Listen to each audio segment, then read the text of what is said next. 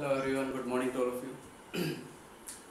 Next, देखिए previous lecture में हमने क्या करवाया था। हमने आपको बताया था कि किस तरीके से अगर कोई भी चार्ज पार्टिकल मूव करता हुआ मैग्नेटिक फील्ड में एंटर कर जाता है तो उसके ऊपर फोर्स एक्सर्ट करती है, उसके ऊपर फोर्स लगती है।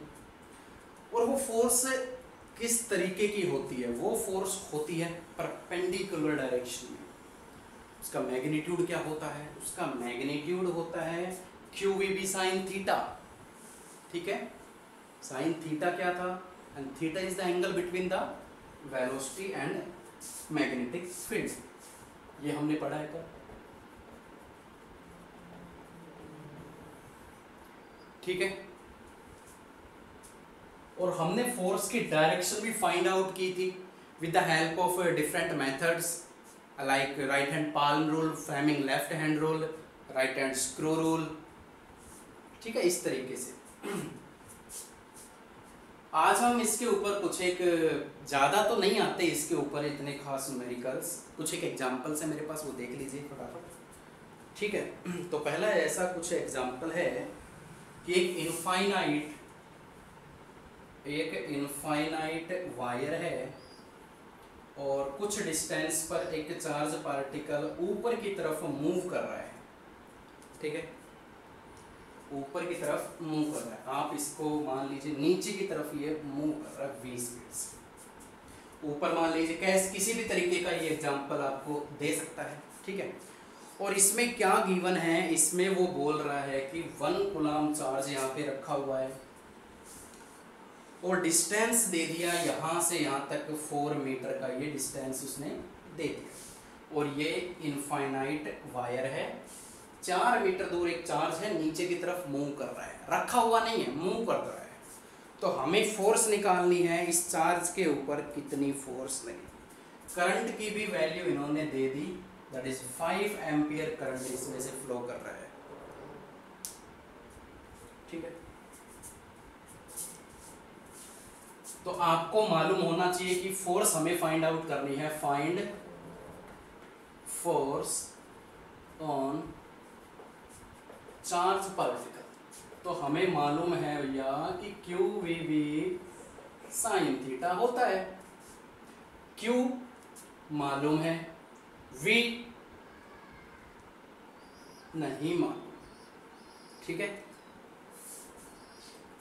B मैग्नेटिक फील्ड, हाँ सॉरी, इसकी वेलोसिटी भी गिवन है 20 मीटर पर सेकंड। ध्यान नहीं दिया तो ध्यान से चेक कर लेना एक बार न्यूमेरिकल को।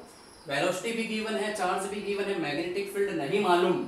एंगल कितना है V और B के बीच में? देखिए जरा ध्यान से देखिएगा कि V नीचे की तरफ मूव कर रही है और B किधर होगी? करंट ऊपर की तरफ जा रहा है। तो आपको मालूम है ऊपर की तरफ जब करंट जाता है स्ट्रेट लाइन में, करंट की डायरेक्शन ऊपर की तरफ है तो मैग्नेटिक फील्ड की direction right hand thumb rule से लग जाएगी। करंट ऊपर, थंब ऊपर की तरफ and curl the finger inside. इस पॉइंट पर मैग्नेटिक फील्ड किधर जा रही है? ये देखिए यहाँ पर इस पॉइंट पर इस वायर की वजह से मैग्नेटिक फील्ड अंदर जा रही है और वेलोसिटी नीचे की तरफ है, लाइक दिस। तो ये 90 डिग्री का एंगल बन रहा है। ठीक है, मैग्नेटिक फील्ड अंदर की तरफ जा रही है, वेलोसिटी नीचे की तरफ है, तो साइन थीटा यहाँ पे 90 हो गया। ये पूरा क्या हो जाएगा? 90 डिग्री। ठीक है, तो कितना हो जाएगा? देखिए हमारे पास B नहीं है, B कैसे निकालोगे? B is the magnetic field of infinitely long straight wire, current carrying wire. ये हम कर चुके हैं बायो-सैवर्ट्स लॉ में। तो हमें मालूम होना चाहिए, वी नो दैट B की वैल्यू कितनी होती है इनफाइनाइट के केस में? Mu naught 2I upon 4πr। जिसने नहीं पता इसका मतलब वो पढ़ता नहीं है, ध्यान नहीं देता, डेरिवेशन कर लेता है लेकिन रिजल्ट, मैंने स्टार्टिंग में आपको बताया था कि डेरिवेशन जब भी करो आप उसके रिजल्ट आप बनाओ, उसके रिजल्ट के लिए एक अलग से नोटबुक बनाइए और उनको रिवाइज करते रहिए। ठीक है, कभी भी कुछ भी रिजल्ट पूछा जा सकता है कंसेप्चुअल में या न्यूमेरिकल्स में, तो वो रिजल्ट ही बड़े काम आते हैं आपके। वैल्यू पुट कर दीजिए तो देखिए FM कितना निकलेगा। Q की वैल्यू कितनी दे रखी है बच्चों? 1 कूलम। V की वैल्यू कितनी दे रखी है? 20। B की वैल्यू ये देखिए, mu naught upon 4π 10⁻⁻7 2 into current कितना है? 5 एम्पियर अपॉन R कितना है? 4 मीटर। इसको आप कैंसिल कर लीजिए, ठीक है। 5 5 25 50 10⁻⁻7 या 5 × 10⁻⁻6 न्यूटन। सिंपल है। तो ध्यान से, बिल्कुल ध्यान से, बहुत सिंपल सा एग्जांपल था ये एनसीईआरटी का, क्योंकि इनफाइनाइटली लॉन्ग वायर मैंने लिया है, एक चार्ज पार्टिकल 4 मीटर दूर रखा है, नीचे की तरफ मूव कर रहा है, 1 कूलम चार्ज उसका मैग्नीट्यूड है, स्पीड है 20 मीटर, करंट फ्लो कर रहा है 5 एम्पियर अपवर्ड डायरेक्शन में। तो फोर्स कितनी लगती है, क्यू वी बी साइन 90 डिग्री। मैंने बता दिया कैसे होता है, क्यू की वैल्यू पता है, वी की वैल्यू पता है, बी की वैल्यू हमने फाइंड आउट कर ली, ठीक है। तो ये इस तरीके के न्यूमेरिकल्स पूछे जा सकते हैं। एक दूसरा टाइप और करवा देते हैं आपको, ज़्यादा इसमें क्वेश्चंस बनते नहीं हैं, फटाफट कर लेते हैं। देखिए अभी वो कह रहा है हमें कि b दे दिया, v दे दिया 2i cap plus 4j cap minus 2k cap, और v की वैल्यू दे दी उन्होंने 2i cap minus j cap, ठीक है। और क्या गिवन है, हाँ चार्ज की वैल्यू भी गिवन है, 1 कूलम दे दिया या 1 माइक्रो कूलम दे दिया, जो भी है, ठीक है। What is the magnitude of force, ठीक है। तो बड़ा सिंपल सा है, एंगल वेंगल का कोई चक्कर नहीं है, तो हम डायरेक्ट ये भी कर सकते हैं कि एफएम का फॉर्मूला क्या होता है, क्यू वी क्रॉस बी। देखिए v पता है, b पता है, q पता है, सब कुछ मालूम है, लेकिन उससे पहले v क्रॉस b आपको फाइंड आउट करना पड़ेगा +1 के मेथड से। क्रॉस प्रोडक्ट वहां से आप देख लीजिए किस तरीके से। तो सबसे पहले हम v cross b find out करेंगे यहाँ पे किस तरीके से। आपको मालूम है determinants method, i j k, i के कोफिशिएंट v पहले लेना है, याद रखना v पहले लेना है, पूरा गलत हो जाएगा अगर चेंज कर दिया तो। v पहले, v ये रहा 2 -1 और 0, 2 i का कोफिशिएंट 2, j का कोफिशिएंट -1 और k है ही नहीं तो 0। फिर हमें करना b का कोफिशिएंट, i का कोफिशिएंट 2, j का है 4 और इसका -2। इसको मॉडिफाई कर लीजिए, आंसर आपका आ जाएगा। i का कॉलम, i की रो छोड़नी है, मल्टीप्लाई करवा देनी है, 2 -2 -1 +2 -0। देखिए 2 की 1 से करवाऊंगा, +2 आएगा, -4 4 × 0 0 आ जाएगा, प्लस j। मैं यहाँ पे माइनस साइन नहीं लगा रहा हूँ, जो बुक में दे रखा है मैं प्लस से ही सोल्व कर देता हूँ, ठीक है। प्लस का कॉलम छोड़ना है, प्लस की रो छोड़नी है, तो इसके बाद किसका नंबर आएगा, इसका नंबर आता है, ठीक है। तो ये क्या हो जाएगा 2 0 0 0 और 2 -4 माइनस, ये हो जाएगा -4। आप इसको करके देख लेना, प्लस k कैप, k का कॉलम, k की रो छोड़नी है, 4 2 8 -2 1 -1 -2 +2 हो जाएगा। ये सोल्व करना है, 2i कैप, ये 4j कैप हो जाएगा, और ये हो जाएगा आपका 10k कैप। ये आ गया आपका v क्रॉस b। तो फोर्स की वैल्यू निकालना कोई बड़ी बात नहीं है, q की मल्टीप्लाई 1 माइक्रो कूलम यानी 2i + 4j + 10k कैप, ये तो हो गया v क्रॉस b, और इनटू कूलम यानी 1 माइक्रो कूलम -6 न्यूटन। बड़ा सिंपल है, ठीक है। इसी तरीके से आपको करना है, ये चीज़ आपको मालूम होनी चाहिए। ये बड़ी सिंपल सी है, डिटरमिनेंट्स मेथड का यूज करते हुए इसको मैंने सोल्व कर दिया। जैसे क्रॉस प्रोडक्ट हम 10th क्लास में करते थे मैथ में, उसी तरीके से हमने ये सोल्व किया।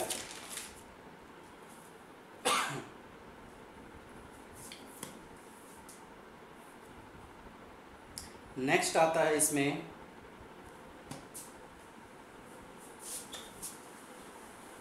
हालांकि इस लेवल के आपके एग्जाम्स में नहीं पूछे जाते, फिर भी मैं थोड़ा बहुत करवा देता हूँ। एक सिंपल सा कंसेप्ट, एक इम्पोर्टेंट कंसेप्ट है, एग्जाम्पल नहीं है।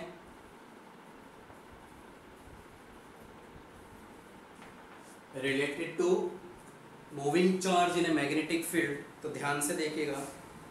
देखिए आपको मालूम है कि F जो होता है, F वो क्या होता है कि Q V क्रॉस B होता है, ये हम पढ़ चुके।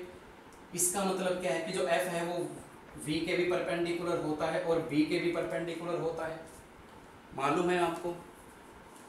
ठीक है, ठीक है, एफ वी के भी परपेंडिकुलर होता है लाइक दिस। जैसे ये फोर्स लग रही है, ये वेलोसिटी है, तो 90 डिग्री का एंगल ये बनता है। और आपको मालूम होना चाहिए कि जिस तरफ वेलोसिटी लगती है बॉडी उसी तरफ डिस्प्लेसमेंट करती है। ये बहुत इंपॉर्टेंट मैं बात बता रहा हूँ आपको कि जिस तरफ फोर्स लगती है, जिस तरफ बॉडी की वेलोसिटी होती है, क्योंकि हमने +1 में टॉपिक पढ़ा हुआ है कि अगर पॉजिटिव वेलोसिटी है इसका मतलब वो एक्स एक्सिस में जा रही है, नेगेटिव वेलोसिटी अगर आती है तो उसकी डायरेक्शन अपोजिट हो जाती है, यानी वेलोसिटी से ही हमें मालूम चल जाता है उसकी डायरेक्शन का। तो यहाँ पे वेलोसिटी जिधर होती है उधर ही बॉडी का डिस्प्लेसमेंट होता है। तो मैं इसको ऐसे भी बना सकता हूँ एफ, और मान लीजिए स्मॉल डिस्प्लेसमेंट इधर हो रहा है 90 डिग्री, तो वर्क डन का फॉर्मूला क्या होता है, फोर्स इनटू डिस्प्लेसमेंट, यही होता है। तो कितना हो जाएगा ये एफ डी एस कोस 90 डिग्री कोस 90 0, तो वर्क डन भी कितना हो जाएगा 0। तो बहुत इंपॉर्टेंट ये स्टेप आया है कि जो मैग्नेटिक फोर्स होगी, जब भी मैग्नेटिक फोर्स द्वारा जितने भी वर्क डन होंगे वो हमेशा क्या होगा, 0 वर्क डन शो करेगा हमें। ठीक है, हमेशा याद रखना ये कि work done by magnetic force, work done by magnetic force on a moving charge is always 0। Force भी लग रही है, बॉडी चल भी रही है, फिर भी वर्क डन 0। ऐसा फिजिक्स में ही होता है, ऐसा फिजिक्स में ही होता है, रियल में होता है ऐसा। हम मानने को तैयार नहीं होंगे बट ऐसा होता है कि यार फोर्स भी लग रही है, बंदा चल भी रहा है, फिर भी वर्क डन नहीं हो रहा, फिर भी वर्क डन क्या होगा 0, क्योंकि 90 डिग्री का एंगल बना रहा है वो डिस्प्लेसमेंट के साथ। क्लियर है? तो क्या आपको मालूम है कि जो फोर्स की डायरेक्शन होती है मैग्नेटिक फोर्स की, वो परपेंडिकुलर होती है वेलोसिटी की, और वेलोसिटी की जो डायरेक्शन होती है वही डिस्प्लेसमेंट की डायरेक्शन होती है। और डिस्प्लेसमेंट और फोर्स के बीच में 90 डिग्री का एंगल अगर बनता है तो वर्क डन 0 ही आएगा। 9th क्लास में पढ़ रखा है, क्लियर है?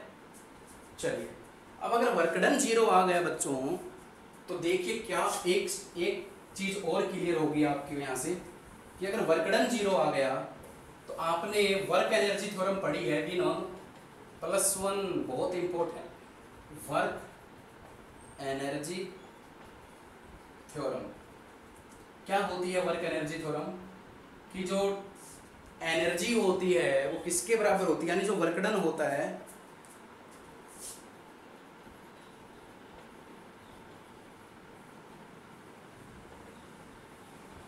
चेंज इन काइनेटिक एनर्जी होता है। और यहां देखिए बाय ऑल फोर्स की बात हो रही है, लेकिन यहां पे मैं किसकी बात कर रहा हूं, मैग्नेटिक फोर्स की मैं बात कर रहा हूं। तो वर्क डन क्या है 0, ये मैं निकाल चुका हूं, वर्क डन 0। और चेंज इन काइनेटिक एनर्जी का मतलब क्या है कि kinetic energy final minus kinetic energy initial, इसको मैं इधर लेके आऊंगा तो kinetic energy initial is equal to kinetic energy final, यानी काइनेटिक एनर्जी दोनों, काइनेटिक एनर्जी में कोई चेंज नहीं आ रहा, काइनेटिक एनर्जी का जो चेंज है वो 0 के बराबर आ रहा है दोनों, यानी इनिशियल काइनेटिक एनर्जी और आफ्टर जो फाइनल काइनेटिक एनर्जी है बॉडी की, वो दोनों इक्वल है। ऐसा कब होता है, इसका मतलब क्या है, काइनेटिक एनर्जी का फॉर्मूला क्या होता है, हाफ mv², तो m तो कांस्टेंट होता है, इसका मतलब v भी चेंज नहीं हो रहा, इसका मतलब जो स्पीड है वो क्या है, कांस्टेंट। अरे स्पीड कांस्टेंट होगी तभी तो काइनेटिक एनर्जी दोनों बराबर बराबर आएंगी। स्टार्टिंग में 20 किलोमीटर प्रति घंटे की स्पीड से कोई बॉडी चल रही है और कुछ देर बाद हमने देखा तब भी 20 किलोमीटर प्रति घंटे की स्पीड से वो चल रही है, इसका मतलब क्या है, इसका मतलब ये है कि काइनेटिक एनर्जी में कोई चेंज नहीं आया। चेंज क्या हो गया, 0 के बराबर, दोनों काइनेटिक एनर्जी बराबर आ गई। काइनेटिक एनर्जी का फॉर्मूला हाफ mv² होता है, m इज ऑलवेज भी constant, therefore v is always भी v इज आल्सो भी कांस्टेंट, तभी तो पूरा कांस्टेंट आएगा। तो स्पीड कांस्टेंट, अगर स्पीड कांस्टेंट होगी तो ये कंसेप्ट हमारा आता है कि काइनेटिक एनर्जी और फाइनल काइनेटिक एनर्जी और इनिशियल काइनेटिक एनर्जी दोनों बराबर आते हैं। बहुत इंपॉर्टेंट ये कंसेप्ट है, हालांकि इतना यूज नहीं होगा लेकिन याद रखना बहुत इंपॉर्टेंट, आगे काम आएगा ये आपके, ठीक है? हाँ, बड़ा सिंपल सा था, इसको ना ध्यान से देखिएगा, क्लियर हो जाएगा ये। एक एक स्टेप आप ध्यान से पढ़िएगा, वीडियो को पॉज करके देखिएगा तरीके से, नोट्स में भी मैं डाल दूंगा ये सारी बातें, आप एक बार देखिएगा, समझ में आ जाएगा, कोई बड़ी बात नहीं है, ठीक है? तो ये छोटी मोटी बातें ही इस टॉपिक से रिलेटेड थी। ये इस चैप्टर का पहला ही टॉपिक मैं मानता हूँ, सेकंड चैप्टर का थर्ड यूनिट, सेकंड चैप्टर का फर्स्ट टॉपिक था ये, उसी के ऊपर कुछ एक एग्जाम्पल्स मैंने करवाए हैं, ठीक है। बाकी कुछ एक मैं प्रैक्टिस के लिए नोट्स में डाल दूंगा, ऐसे ही आते हैं नॉर्मल से, ठीक है। तो आज के लिए इतना ही। Stay at home, be safe and thank you so much. हमेशा खुश